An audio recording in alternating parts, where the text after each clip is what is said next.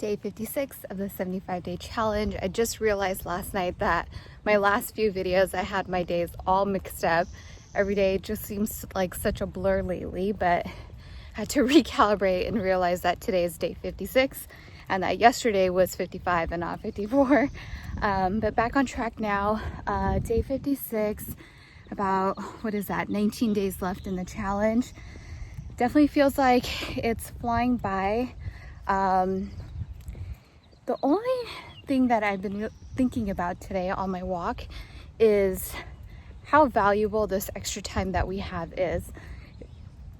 That's the thing that I keep reminding myself, is that I have to cherish every minute that I have right now, every additional minute, because it's been almost a decade since I've had this much extra time to think and to really put a plan together in my mind and get clarity about what my goals are and what my focuses are. And I feel like my mind is on fire. It's been absolutely amazing. So that's my only message for anyone and everyone out there, is cherish every single extra minute we have right now.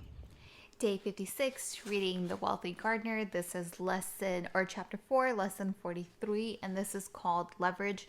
I was really excited when I saw this chapter. I've been recently very interested in the concept of leverage when it comes to all things, whether it's leveraging yourself financially, leveraging credit, or just leveraging situations that you're in and people that you are around. And it's something that I feel like I've never been very good at really understanding or even utilizing. So this chapter was really helpful in that. And I hope that this allows me to use this even more in my life. All right, so leverage. To dream a garden and then to plant it is an act of independence and even defiance of the greater world.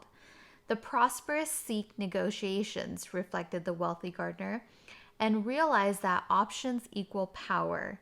Leverage is the ability to award benefits, impose losses, or walk away from a compromise. Leverage is the power or ability to influence negotiations. We hear too much poor advice on the necessity of reaching successful negotiations. If we must agree to terms, we are at a disadvantage from the start. The power to walk away due to our options is our leverage. But how do middle-class folks gain leverage in negotiations? Career leverage is earned by providing a useful skill with an excellent attitude. It is being so good that an employer can't afford to lose you without serious inconvenience. It is being so remarkable and competent that other employers will want you. And then it's about investigating all employment options and be willing to walk. Financial security is gained with quality options. No issue can be negotiated, said Saul Alinsky, unless you first have the clout to compel negotiation.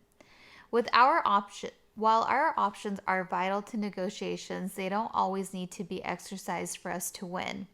Like a free agent testing the market in a sport, shopping one's services on the open market may command increased pay on the same team. A family member of mine worked in a computer software design and management for a large bank. In his 30s, he shopped his resume around like a free agent, testing the market to determine his job options.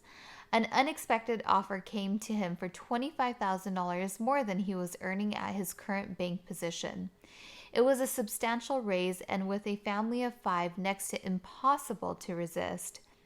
Mulling it over, he saw no point of trying to renegotiate his contract with his current employer.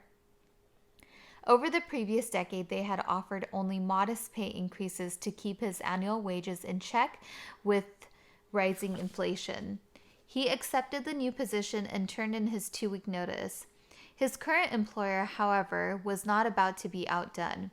Within days, he was offered a raise of $30,000 to remain with the company in the same position. He was astounded by the sudden turn of events. He ultimately decided to stay, but not without learning a key lesson.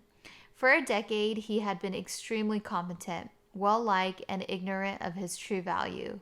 With just one good option, however, he received what he was worth.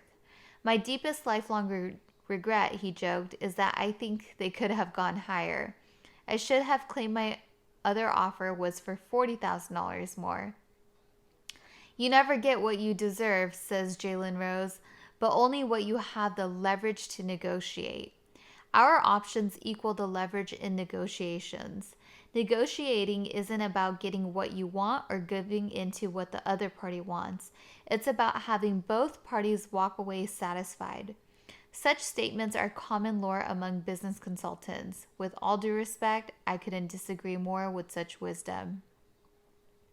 In most cases, successful negotiation is about meeting somewhere in the middle of opposing aims, wherein both parties are mildly dissatisfied with the deal. The right price for a house is more than a buyer wants to pay and less than a seller wants to receive. The right salary is more than an employer wants to pay and less than an employee wants to earn. That's reality in a free market society, and only the option to walk away gives us any power in these negotiations.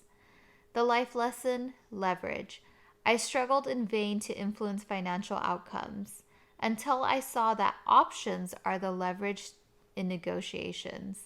So really good. Make sure you're keeping your options open and that you have choices so that decisions don't have to be made for you.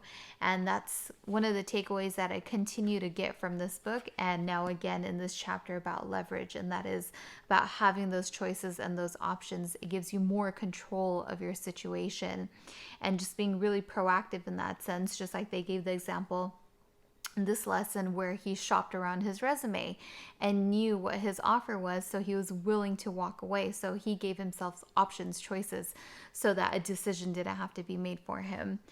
So really good. So that was chapter 4, lesson 43 of The Wealthy Gardener. Link to this book is in my description down below, along with a link to the challenge as well. Day 56, done and done. Take care, everybody. Stay healthy. Good night.